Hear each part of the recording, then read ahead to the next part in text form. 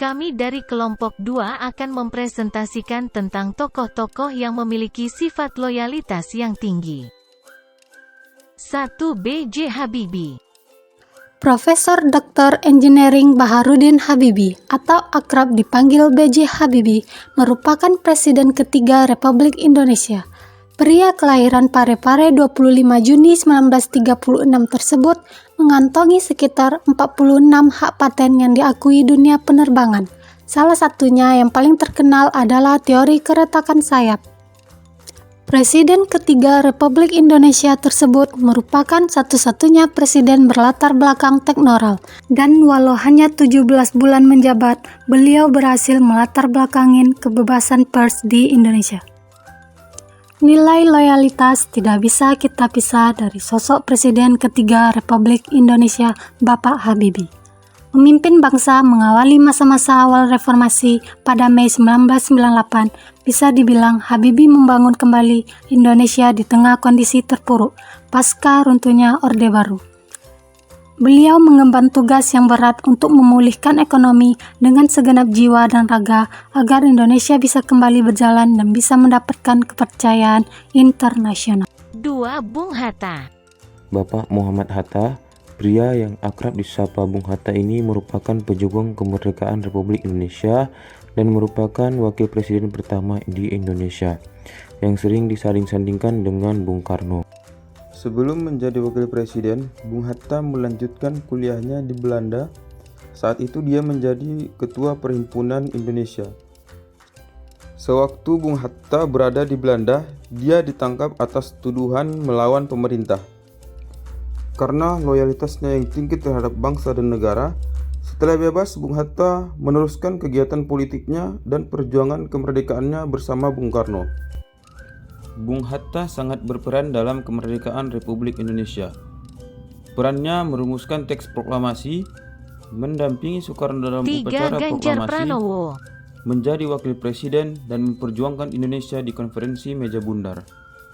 Karena mempunyai loyalitas yang tinggi, Bung Hatta mengatakan kepada Bung Karno dia tidak akan menikah sebelum Indonesia merdeka. Dan Bung Hatta membuktikan itu kepada Bung Karno. Berikut adalah biografi singkat dari Bapak Ganjar Pranowo. Menjabat sebagai Gubernur Jawa Tengah selama 2 periode, beliau berhasil membuat perubahan ke arah yang lebih baik untuk Jawa Tengah. Selama menjabat, beliau memiliki komitmen atas kepemerintahan yang bersih dan baik, atau Clean and Good Governance.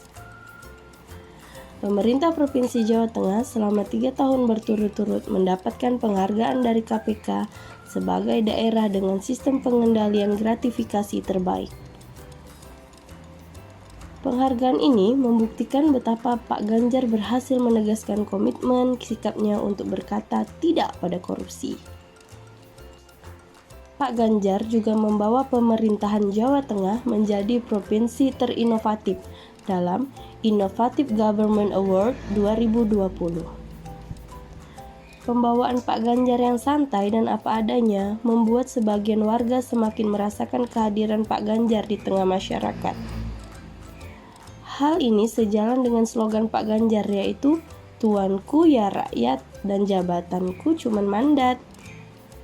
Implementasi slogan tersebut terlihat dari bagaimana Pak Ganjar sering membuka diskusi-diskusi publik terhadap suatu isu yang berkembang di masyarakat, di mana kesempatan ini sering dimanfaatkan oleh kaum milenial untuk dapat ikut berkontribusi secara langsung dalam pembuatan keputusan. Nah, itu tadi merupakan uraian tentang kiprah Bapak Ganjar Pranowo dalam pemerintahan. Nilai-nilai keteladanan loyal yang dapat kita ambil dari sosok beliau adalah: yang pertama, memiliki dedikasi yang tinggi terhadap jabatannya.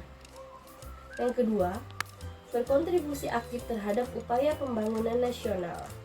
Yang ketiga, sebagai pelayan publik, kita harus senantiasa mengutamakan kepentingan masyarakat dibandingkan dengan kepentingan pribadi ataupun golongan. Nomor 4. Profesor Dr. Baharudin Lopa. Profesor Dr. Haji Baharudin Lopa, SHMH, lahir di Pambusuang pada tanggal 27 Agustus 1935. Semasa hidupnya, Baharudin Lopa pernah menjabat sebagai Duta Besar Indonesia untuk Arab Saudi. Dan antara tahun 1993 sampai 1998, beliau duduk sebagai anggota Komnas HAM. Baharudin Lopa merupakan contoh yang langka dari figur yang berani melawan arus. Ketika beliau menjabat sebagai Jaksa Agung pada tahun 2001, beliau dikenal sebagai sosok yang membuat para koruptor ketar-ketir. Para koruptor ketakutan karena Baharudin Lopa dikenal sebagai pribadi yang tak kenal takut. Beliau juga turut menghadapi kasus yang melibatkan orang-orang kuat seperti Akbar Tanjung, Arifin Ponigoro, dan Ginanjar Kartasasmita. Beliau juga berani mengusut kasus yang melibatkan mantan Presiden Soeharto. Kehadiran Baharudin Lopa mampu mengangkat citra kejaksaan dan dapat memulihkan kepercayaan publik secara perlahan terhadap penegakan hukum di Indonesia. Baharudin Lopa adalah pejuang penegakan hukum yang gigih dalam mewujudkan kebenaran dan keadilan. Sayangnya, perjuangannya harus usai ketika dia dipanggil Sang Halik.